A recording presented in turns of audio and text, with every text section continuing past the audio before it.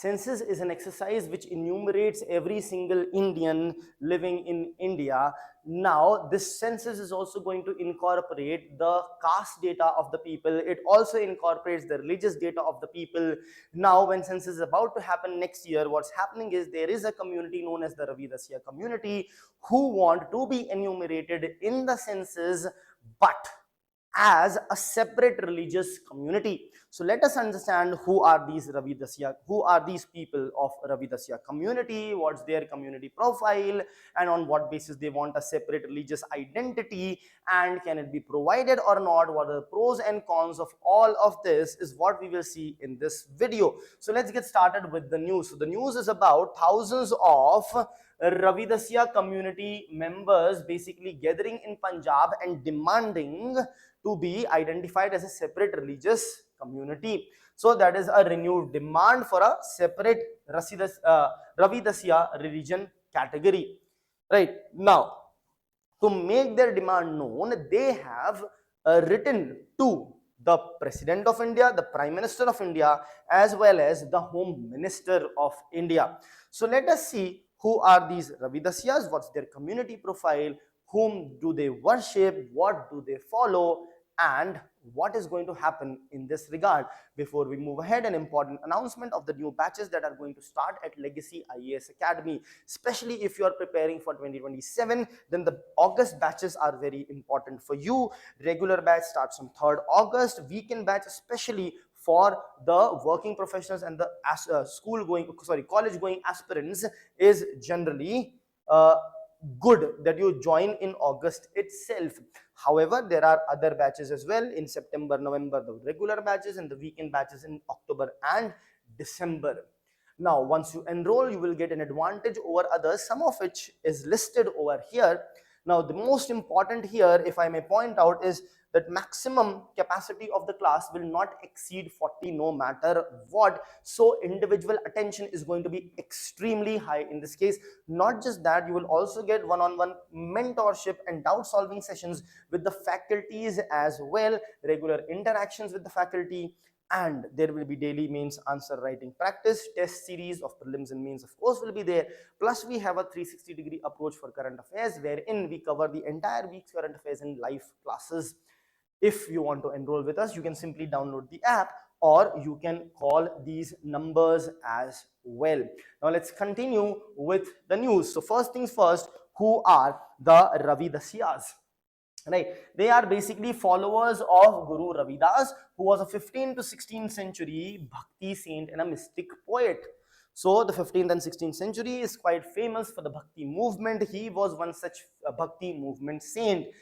He preached really good values like equality, dignity, as well as social justice.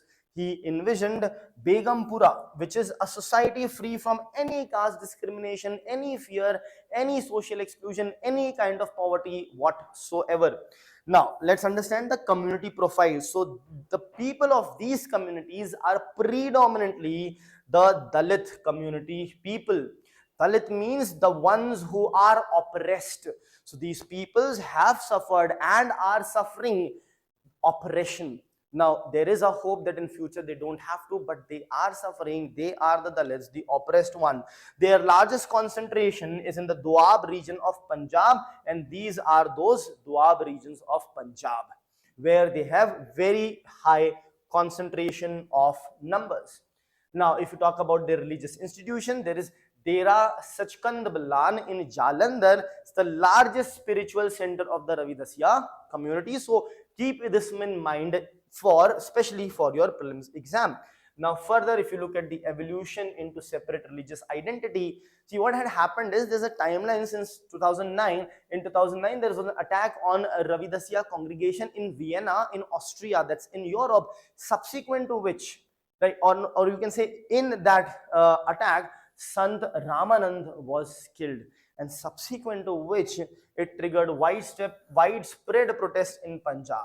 Okay, so that led to protest. That was the trigger point. Then in 2010, Dera Sachkand Balan, they formally declared Ravidassia as a religion itself, not a sect, not a cult, but a religion. Remember that they adopted Amrit Bani containing 200 hymns of Guru Ravidas as the scripture. So you may know that the religion, they have their respective scriptures. So they identified Amrit Bani as their religious scripture, and also they distanced themselves from the traditional Sikh institutions that are there. So they basically distanced themselves from exactly that.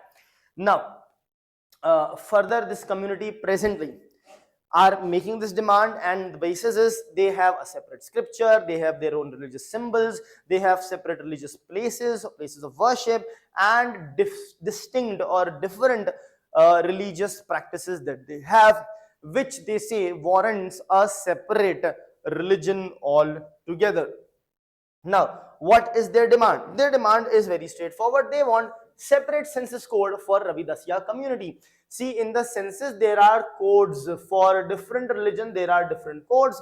They want a separate religion code for themselves and not want to be incorporated along with the Sikhs or any other religion for that matter. They want a separate one over here. This will give them independent recognition, their religion an independent recognition. The arguments that they give is that they have a distinct religion with independent tradition. So how can you link them with someone else? And this present census that is there, they lack any such provision to identify them in a distinct manner, as a result of which this is needed. Also, they say if it is done, it will lead to accurate estimation of population as well as proper geographical distribution of the community, subsequent to which the government can also facilitate their empowerment, provide benefits, and come up with policies for the Ravidassia community. Right? So that is the argument. Now, what are the questions involved, or rather the issues involved over here? So first things first, there is the issue of religious freedom, not religious freedom, this is the recognition. When you are recognizing, they will get religious freedom, identity will be preserved, better policy formulation will be there because the data will be accurate.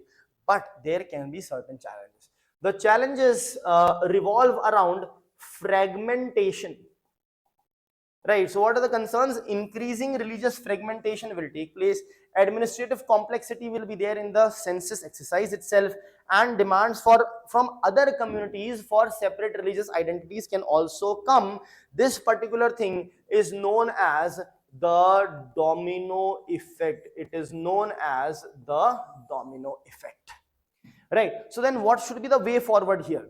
As far as the way forward is concerned, of course there can be a domino impact, there can be fragmentation, but it is also need to be understood that, okay, is their demand warranted, right? Or let's say warranted as in it is basically the need of the hour. If yes, on a case by case basis, these kind of demands can be paid heed to or discussed. And whether or not they are incorporated as a separate entity or not, what should definitely happen is their empowerment, their facilitation, and eradication of the oppression that they are under. Thank you.